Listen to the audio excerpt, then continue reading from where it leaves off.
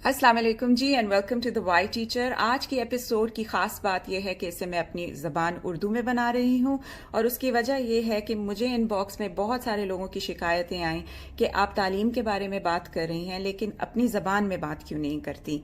इसलिए कि जो इसका कंटेंट है अगर आप उसे उर्दू ज़बान में पेश करेंगी तो शायद इससे ज़्यादा लोगों को फ़ायदा होगा।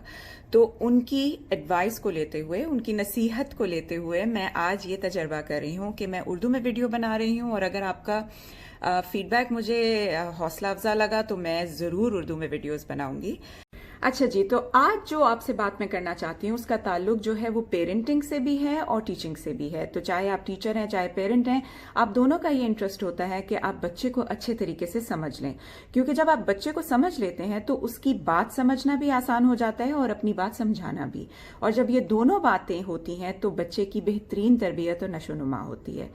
अब सवाल ये उठता है कि आप बच्चे को किस तरीके से समझें और क्या तरीके अपनाएं कि आप एक पॉजिटिव इन्फ्लुएंस बने उसकी ज़िंदगी में और बच्चे को भी ये समझ में आए कि वो उसकी बात को समझा जा रहा है और वो उसकी आवाज़ इम्पॉर्टेंट है। अच्छा, अक्सर आपने देखा होगा कि पेरेंट टीचर मीटिंग जब होती है और आप अपने बच्चे के बारे में कोई ऐसी बात सुनते हैं टीचर के मुंह से जो कि आपको लगता है कि बिल्कुल आपके बच्चे के बरअक्स है, जो टीचर आपके बच्चे के बारे में बात कर रही है वो उसने घर पे कभी नहीं की, या कोई ऐसा टैलेंट बता रही है जो घर में आपको कभी नजर ही नहीं आया अपने बच्चे के बारे में, तो ये बड़ा आई ओपनिंग मोमेंट होता है और एक मोमेंट ऑफ ट्रूथ होता है फॉर द पेरेंट।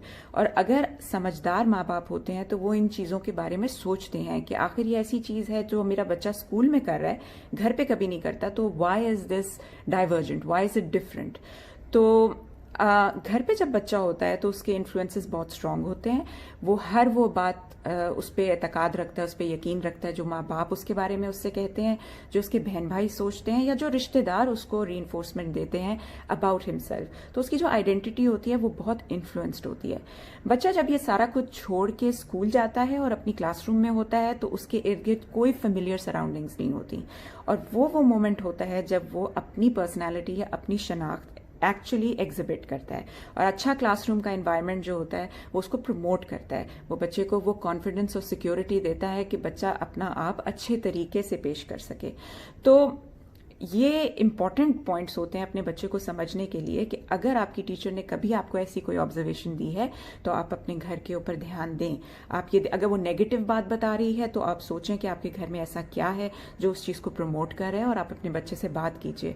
और अगर वो पॉजिटिव चीज़ आपके बच्चे के बारे में बता रही है तो आप ऐसा माहौल अपने घर में भी बनाइए उसके लिए कि उसकी जो टैलेंट है या स्किल है उसको आप इम्पोर्टेंस दें और वो इस चीज़ की अहमियत को समझे कि जो कुछ भी उसके जो स्किल्स उसके पास हैं वो अप्रिशिएटेड हैं और एक्नॉलेज्ड हैं।